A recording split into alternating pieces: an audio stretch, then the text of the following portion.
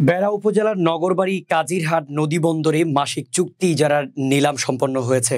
মঙ্গলবার সকাল থেকেই ইজারাদাররা নগরবাড়ি ঘাট বিআইডব্লিউটি এর কার্যালয়ে এসে নির্ধারিত টেন্ডার বাক্সে তাদের নিলামপত্র দাখিল করেন। পাবনা জেলা প্রতিনিধি জানান, দুপুর 2টায় উপস্থিত সকলের সামনে টেন্ডার বাক্স খুলে একে একে নিলামপত্রগুলোর বিস্তারিত বিবরণ প্রকাশ করেন নগরবাড়ি ঘাট বিআইডব্লিউটি এর অফিসার আব্দুল ওয়াকিল। এ সময় টেন্ডার বাক্সে সর্বমোট 11টি নিলামপত্র জমা পড়ে। এর মধ্যে 4টি নিলামপত্রে পে অর্ডার সংযুক্ত না থাকায় বাতিল ঘোষণা করা হয়। বাকি 7টি নিলামপত্রের মধ্যে 3টি শুল্ক এবং 4টি পার্কিং এর উপর জমা পড়ে। এদের মধ্যে 2টো সাইডের সর্বোচ্চ ইজারা মূল্যে দাখিল করেন নগরবাড়ি ঘাটের বিশিষ্ট ব্যবসায়ী সাবেক চেয়ারম্যান এম.এ. গনি ফকির। তার উল্লিখিত প্রদত্ত ইজারা মূল্য শুল্ক সাইডে 46 লক্ষ এবং পার্কিং সাইডে 7,10,000 টাকা।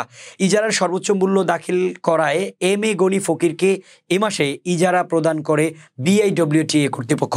এর আগে ইজারা টেন্ডার দাখিল করাকে কেন্দ্র করে যে কোনো বিশৃঙ্খলা রোধে বিআইডব্লিউটি এর নগরবাড়ি ঘাট কার্যালয়ে ব্যাপক সংখ্যক আইনশৃঙ্খলা বাহিনীর লোকজন উপস্থিত নিরাপত্তা নিশ্চিত করেন।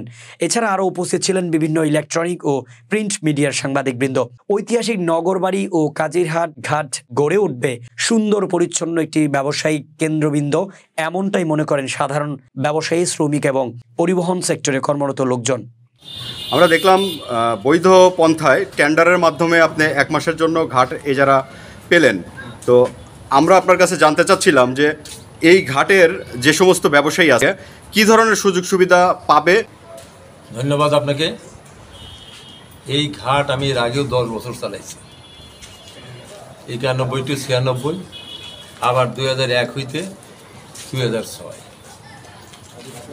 তখন আমি ঘাট পাওয়ার পরে ব্যবসায়ীদের নিয়ে বসতাম, বলেন আপনারা কি করলে আপনাদের সুবিধা হয়, কোনো অনিয়ম যাতে না থাকে, আমাকে হেল্প করবেন, আপনাকেও হেল্প করবো। আমরা চালাইছি।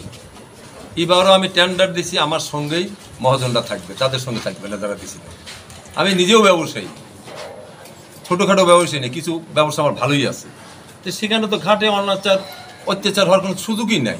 আমি নিজেই যেহেতু ব্যবসায়ী নাকি, এই জিনিস চিন্তা করেন না। এই ঘাটে কেউ অত্যাচার করার মতো ক্ষমতা রাখে না। উপরে আল্লাহ, নিচে আমাদের জনগণ আছে। আমরা পূর্ণ সহযোগিতা ব্যবসায়ীদের দেবো, এটা নিশ্চিত থাকতে পারি।